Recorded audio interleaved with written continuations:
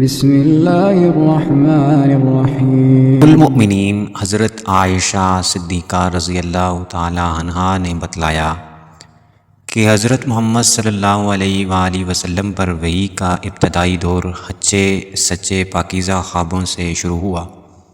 آپ صلی اللہ علیہ وآلہ وسلم خواب میں جو کچھ دیکھتے وہ صبح کی روشنی کی طرح صحیح اور سچا ثابت ہوتا۔ پھر من جانب قدرت آپ صلی اللہ علیہ وآلہ وسلم تنہائی پسند ہو گئے اور آپ صلی اللہ علیہ وآلہ وسلم نے غار حرا میں خلوت نشینی اختیار فرمائی اور کئی دن اور رات وہاں مسلسل عبادت اور یاد الہی و ذکر و فکر میں مشغول رہتے۔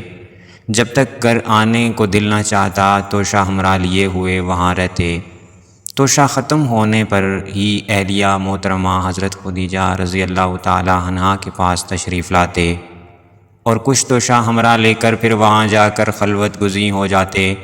یہی طریقہ جاری رہا یہاں تک کہ آپ صلی اللہ علیہ وآلہ وسلم پر حق منکشف ہو گیا اور آپ صلی اللہ علیہ وآلہ وسلم غار حرا ہی میں قیام پذیر تھے کہ اچانک حضرت جبرائیل علیہ السلام آپ صلی اللہ علیہ وآلہ وسلم کے پاس حاضر ہوئے اور کہنے لگے کہ ہے محمد پڑھو۔ آپ صلی اللہ علیہ وآلہ وسلم فرماتے ہیں کہ میں نے کہا کہ میں پڑھنا نہیں جانتا۔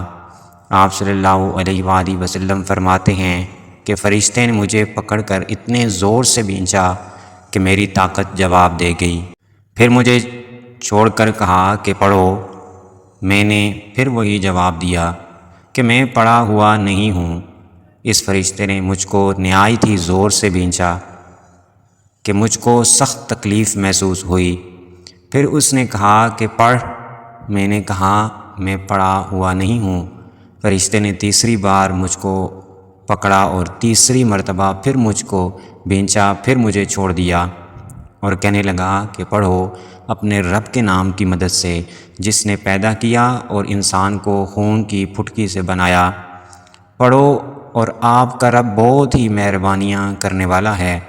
بس یہی آیتیں آپ صلی اللہ علیہ وآلہ وسلم حضرت جبرائیل علیہ السلام سے سن کر اس حال میں غار حرا سے واپس ہوئے کہ آپ صلی اللہ علیہ وآلہ وسلم کا دل اس انوکھے واقعے سے کانپ رہا تھا۔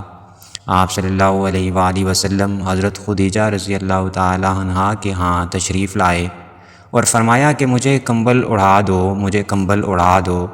لوگوں نے آپ صلی اللہ علیہ وآلہ وسلم کو کمبل اڑا دیا۔ جب آپ صلی اللہ علیہ وآلہ وسلم کا ڈر جاتا رہا تو آپ صلی اللہ علیہ وآلہ وسلم نے اپنی زوجہ محترمہ حضرت خدیجہ رضی اللہ تعالی عنہا کو تفصیل کے ساتھ یہ واقعہ سنایا اور فرمانے لگے کہ مجھ کو اپنی جان کا خوف ہو گیا ہے۔ صلی اللہ علیہ وآلہ وسلم کی اہلیہ محترمہ حضرت خدیجہ رضی اللہ تعالی عنہا نے آپ صلی اللہ علیہ وآلہ وسلم کی دھار بندھائی اور کہا کہ آپ کا خیال صحیح نہیں ہے۔ خدا کی قسم آپ کو اللہ کبھی رسوا نہیں کرے گا۔ آپ تو اخلاق فاضلہ کے مالک ہیں۔ آپ تو کنبہ پرور ہیں، بے کسوں کا بوجھ اپنے سر پر رکھ لیتے ہیں، مفلسوں کے لیے آپ کماتے ہیں، مہمان نوازی میں آپ بے مثال ہیں اور مشکل وقت میں آپ امر حق کا ساتھ دیتے ہیں۔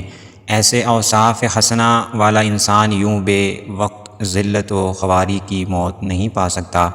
پھر مزید تسلی کے لیے حضرت خدیجہ رضی اللہ تعالی عنہا آپ صلی اللہ علیہ وآلہ وسلم کو ورقہ بن نوفل کے پاس لے گئیں جو آپ کے چچا زاد بھائی تھے اور زمانہ جاہلیت میں نصرانی مذہب اختیار کر چکے تھے اور عبرانی زبان کے کاتب تھے۔ چنانچہ انجیل کو بھی حسب منشائے خداوندی عبرانی زبان میں لکھا کرتے تھے۔ انجیل سریانی زبان میں نازل ہوئی تھی، پھر اس کا ترجمہ عبرانی زبان میں ہوا۔ ورقہ اسی کو لکھتے تھے۔ وہ بہت بوڑھے ہو گئے تھے، یہاں تک کہ ان کی بینائی بھی رخصت ہو چکی تھی۔ حضرت خدیجہ رضی اللہ تعالی عنہا نے ان کے ساتھ آپ صلی اللہ علیہ وآلہ وسلم کے حالات بیان کیے اور کہا کہ ہے چچا زاد بھائی اپنے بھتیجے محمد صلی اللہ علیہ وآلہ وسلم کی زبانی ذرا ان کی کیفیت سن لیجئے۔ وہ بولے کہ بھتیجے آپ نے جو کچھ دیکھا ہے اس کی تفصیل سناؤ۔ چنانچہ آپ صلی اللہ علیہ وآلہ وسلم نے از اول تا آخر پورا واقعہ سنایا، جسے سن کر ورقہ بے اختیار ہو کر بول اٹھے کہ یہ تو وہی ناموس ہے جسے اللہ نے حضرت موسیٰ علیہ السلام پر وحی دے کر بھیجا تھا۔ کاش میں آپ کے اس عہد نبوی کے شروع ہونے پر جوان عمر ہوتا، کاش میں اس وقت تک زندہ رہتا جب کہ آپ کی قوم آپ کو اس شہر سے نکال دے گی۔ رسول اللہ صلی اللہ علیہ وآلہ وسلم نے یہ سن کر تعجب سے پوچھا کہ کیا وہ لوگ مجھ کو نکال دیں گے حالانکہ میں ان پر صادق و امین و مقبول ہوں؟ ورقہ بولا، ہاں یہ سب کچھ سچ ہے، مگر جو شخص بھی آپ کی طرح امر حق لے کر آیا لوگ اس کے دشمن ہی ہو گئے ہیں۔